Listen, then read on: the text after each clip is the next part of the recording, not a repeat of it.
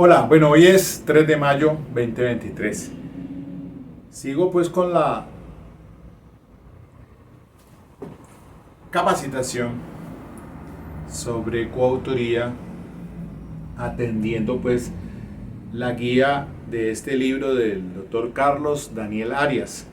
Un punto de reflexión y discusión muy interesante que se va a dar en el desarrollo de esta charla, muy corta, por cierto, no va a ser tan extensa. Es el de la coautoría y los delitos especiales.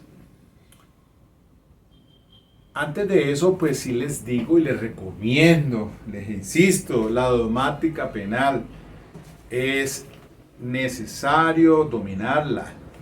Aquí están las obras del doctor Jesús Orlando Gómez López. Esta es teoría del delito. Pero tengo otras obras, el delito emocional, aquí alcanzo a ver el homicidio, la culpabilidad e inculpabilidad, la legítima defensa. Varias obras que son de consulta, como también las de el profesor Carlos Arturo Gómez Pavalló. Esta sobre dogmática, el nuevo Código Penal colombiano y la antijuricidad material.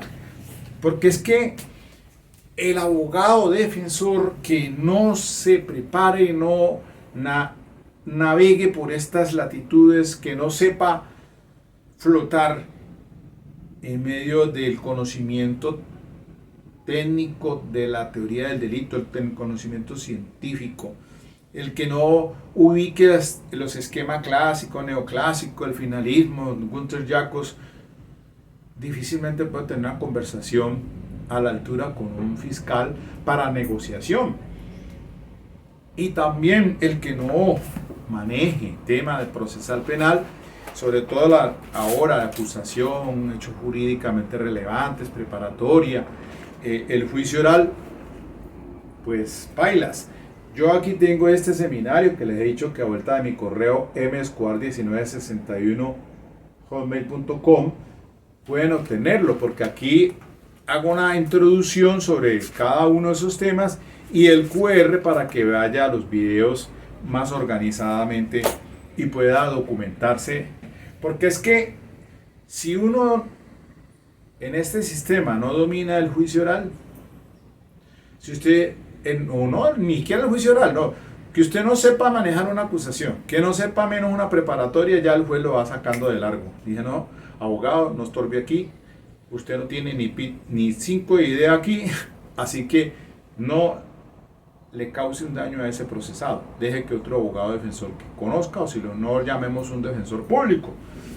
Entonces, es esa la observación que les hago con todo respeto, para que estén capacitándose, estudiando. Yo sé que ahora por pandemia ha sido muy complicado, este tema nos dio un revés, de lo presencial pasamos a lo virtual. Yo soy uno que pues por lo menos en lo virtual, no, eso me causa problemas, he notado inconvenientes en esas audiencias, en esos juicios orales para el tema del contrainterrogatorio, cámaras que no se prenden, audios que no funcionan, grabaciones que quedan allá a corto camino, total. Cuando usted objeta una pregunta, ya para que el juez le diga si sí o si no, ya le han respondido. Tema bien complejo. Pues bien, sin más preámbulos, entonces, con esas sugerencias que les hago yo desde este canal mío, continuemos con un tema muy importante. Resulta de que frente a esto de los delitos especiales, miren, es que esta mañana un compañero del bachillerato, su profesión es contador público y él fue llamado en el 2009-2010 acá para que llevara como contador pues la gestión en un hotel que estaba bajo a disposición de la DNE, Dirección Nacional de Estupefacientes, y el director de eso, o quien estaba a cargo, pues hubo un desfalco ahí sobre unos bienes de ingresos que estaban a cargo pues de esa entidad, y que esa persona sí tiene la condición de sujeto activo calificado, por lo tanto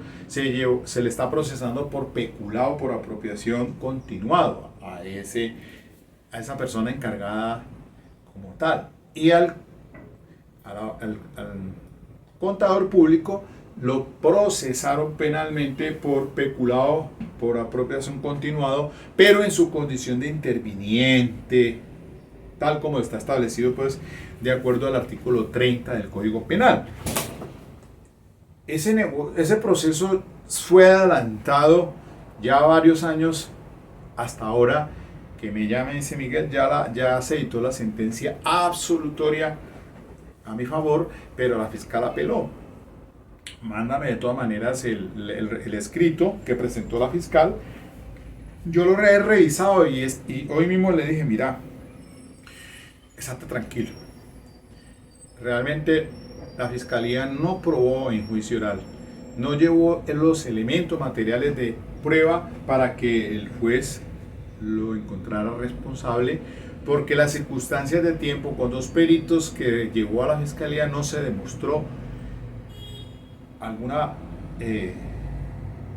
participación, ya démosle esa calificativo como tal, pero como coejecutor, en grado de, pues como estamos hablando de coautoría, porque pues en este caso, hablando pues del plan común de división de trabajo y su aporte esencial para que hubiera dado lugar a ese desfalco, que es ese peculado.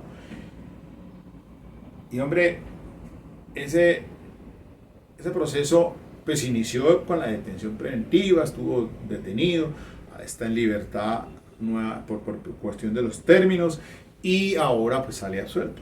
Entonces reviso yo la apelación y realmente 7-8 páginas que hace la fiscalía pues está dando tumbos con eso, porque realmente no tiene fundamento alguno para... Pide la revocatoria de esa solución y que en su lugar se reemplace por una condena. Yo le dije, bueno, esto va a irse hasta el tribunal y se debe demorar un tiempo allá, pero estate tranquilo, porque el grosso modo le comentaba el tema de los estándares de prueba, de inferencia razonable para la medida de aseguramiento, el de la probabilidad de verdad para la acusación y el convencimiento más allá de toda duda en juicio oral, pero de acuerdo a ese material probatorio. Observo que la fiscal dice, hay evidencia, hay prueba indiciaria para encontrarlo responsable pues, en esa ejecución. Considero pues que no existe realmente, está dando tumbos con eso porque ella pues tiene que cumplir con apelar, darle la última para que esto vaya al tribunal de Cali a ver si de pronto se revoca, pero estate tranquilo que no se logró por parte de la fiscalía demostrar.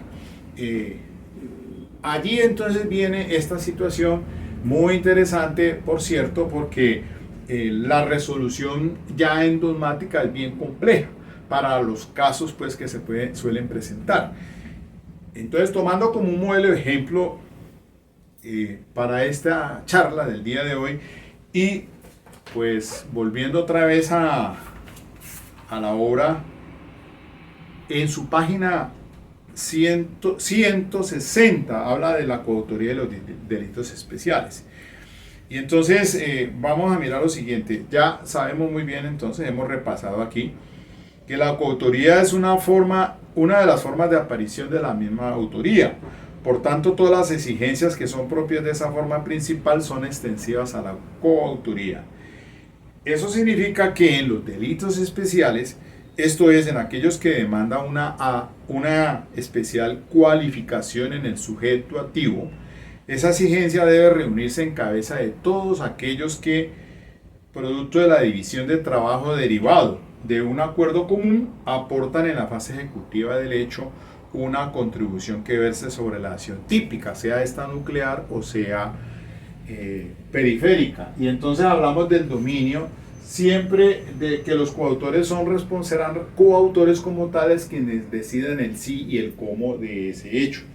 Y hablamos pues también del desvalor de actos, del valor de resultado, que es endomática, artículo 16 de la Constitución, pues al tener en cuenta que el desvalor de acto es el desconocimiento de una norma de determinación y que el desvalor del resultado es la infracción a una norma objetiva de valoración. que ese criterio de determinación objetiva y positiva del hecho es el que se toma en consideración para hacer este tipo de análisis. Dice el profesor en su obra que lo anterior quiere decir que no solamente no podrían ser considerados como coautores quienes, primero, no hayan actuado en la fase ejecutiva del delito, eso ya lo vimos, no interviene en la fase ejecutiva. Segundo, no haya co-realizado en dicha fase la acción típica o una fracción de ella, sino, no, tampoco. Y tercero, que tratándose de delitos especiales, y este es un delito especial, el peculado, tiene la condición como tal de sujeto activo calificado porque él está a cargo y es un servidor público, entre otras cosas, considerado como tal porque el manejo de esos bienes que es de un establecimiento que está bajo la dirección pues, de la DNE, ahora tiene otro nombre. Entonces, quienes tratándose de delitos especiales no reúnan las cualidades especiales que el tipo exija para el sujeto activo. O en otras palabras, cuando el tipo correspondiente demande la presencia de un sujeto activo cualificado y uno o varios de los ejecutores de la acción típica no reúnen esas calidades. Ese es el caso acá, porque él es un contador y él no tiene la condición de sujeto activo calificado. Sin embargo, como el artículo 30 del Código Penal, pues dice que cuando no se reúnan las condiciones especiales del tipo penal, pues ese es el interviniente. Y la rebaja tiene una sanción de una pena en una cuarta parte. Y resulta pues de que aquí la cosa se complica cuando, pues en esa forma de participación se habla del determinador.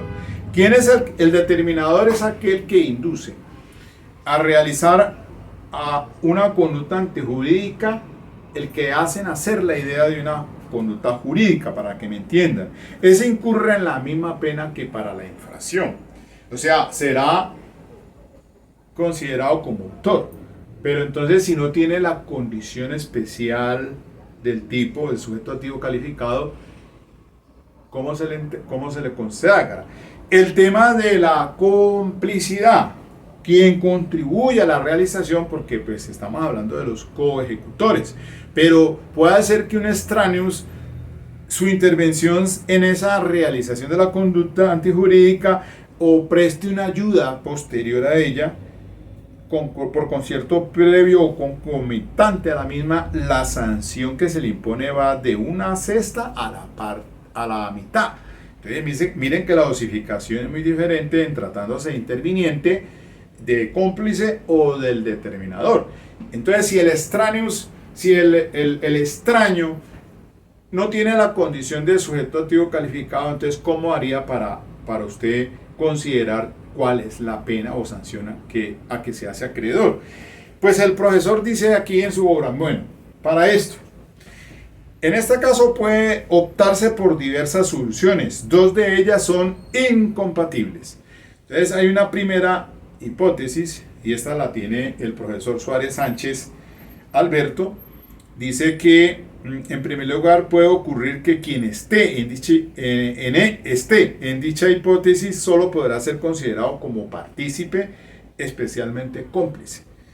Eso dice el profesor Suárez Sánchez, pues nunca quien deje de reunir las calidades especiales exigidas en el tipo podrá ser coautor. Entonces, si no tiene las condiciones especiales del sujeto activo, no puede ser coautor, será un cómplice, según él. En segundo lugar, y es la posición de la Sala Penal de la Corte Suprema de Justicia, hoy por hoy vigente, que se las dejo allá arriba en el tablero, radicados 20704 del 2003 y el 46196 del 2015, dice que en este caso la Corte Suprema de Justicia colombiana va en otro sentido. En efecto, la jurisprudencia actualmente vigente sostiene que la figura del interviniente solo opera para quien coejecuta como cualquier coautor.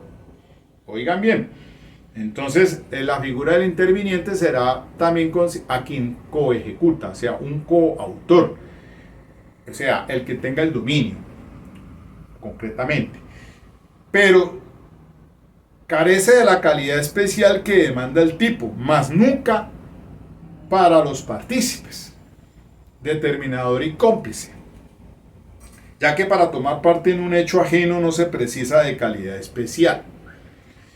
Entonces, ahí pues tenemos esa consideración de si se trata como un coautor. Y como coautor, porque coejecuta, entonces viene la figura del interviniente para la Corte Suprema de Justicia. Pero ¿qué pasa entonces? Que dice que en la forma, en el grado de participación de determinador y cómplice. ¿Qué? Pues bien, por último, y es la posición en la obra del profesor Carlos Hernán, pues dice que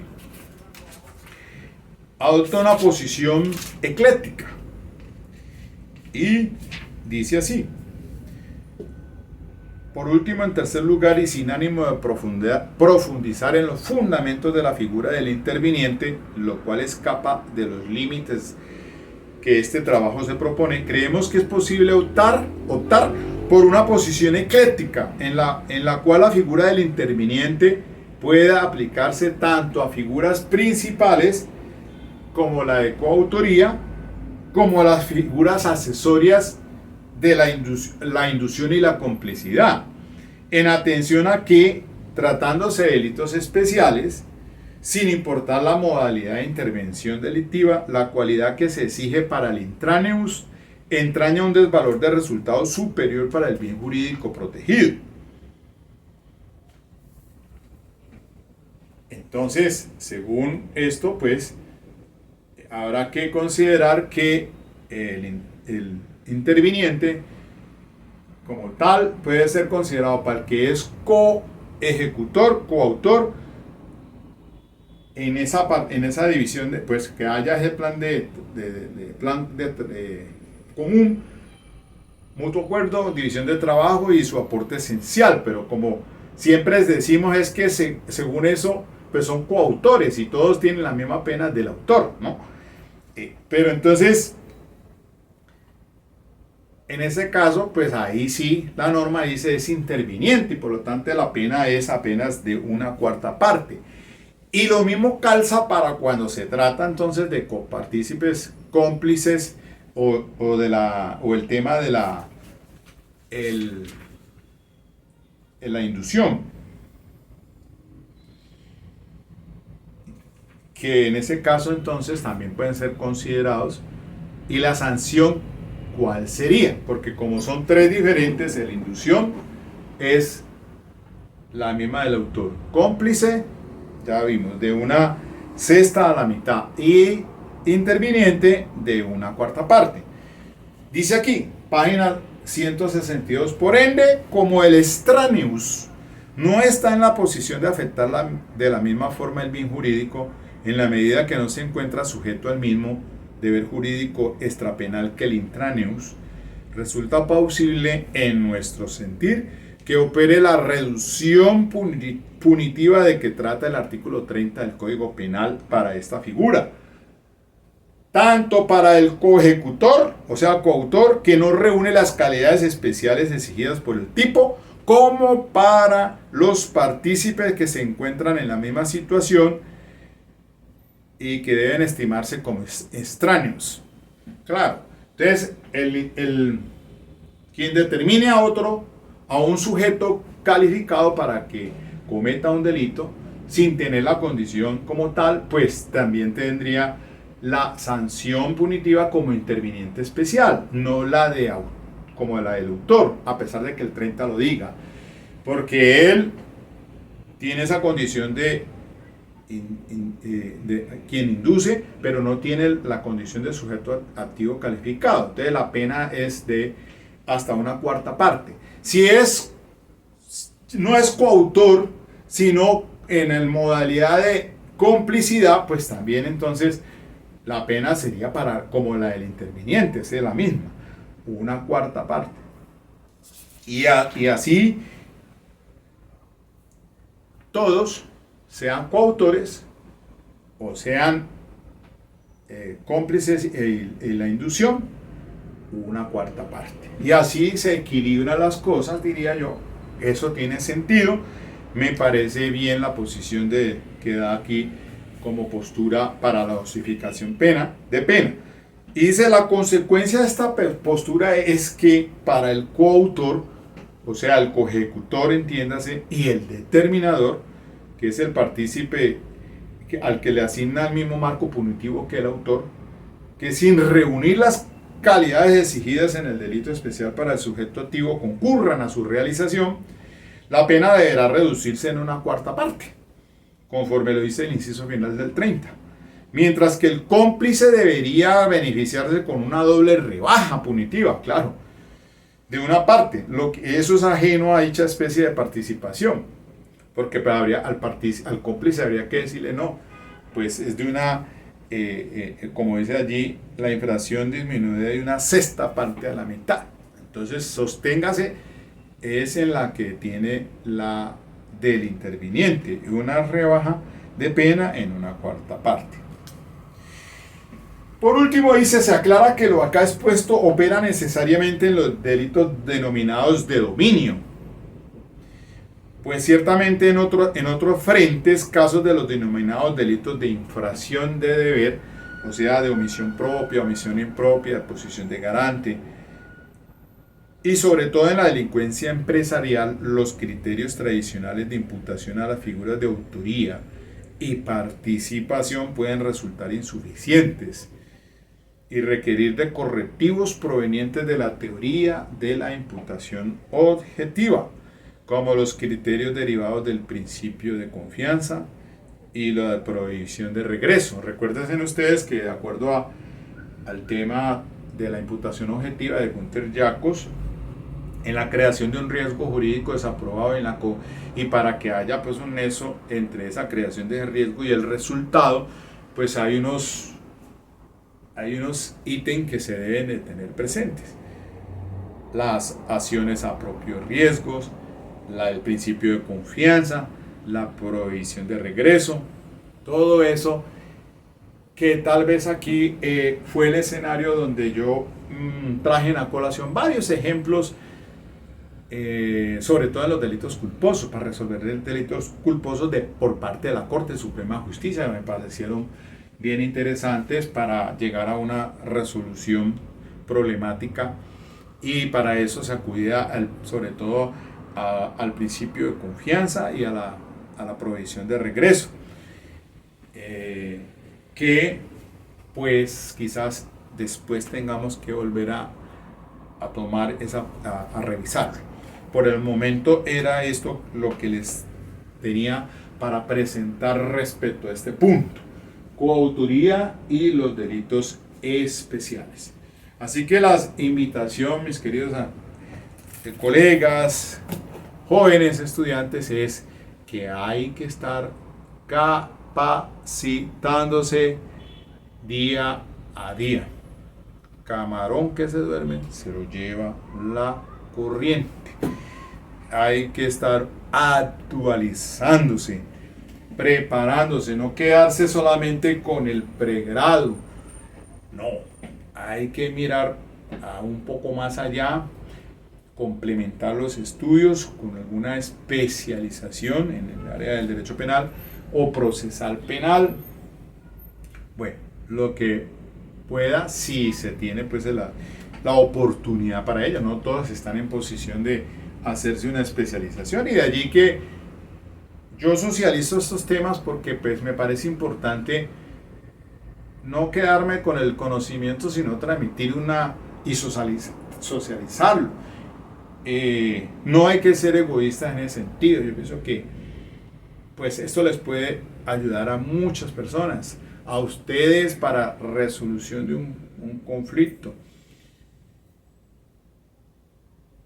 Quien no vive para servir no sirve para vivir. Uno debe tratar de ayudar en la problemática social que el día a día vivimos.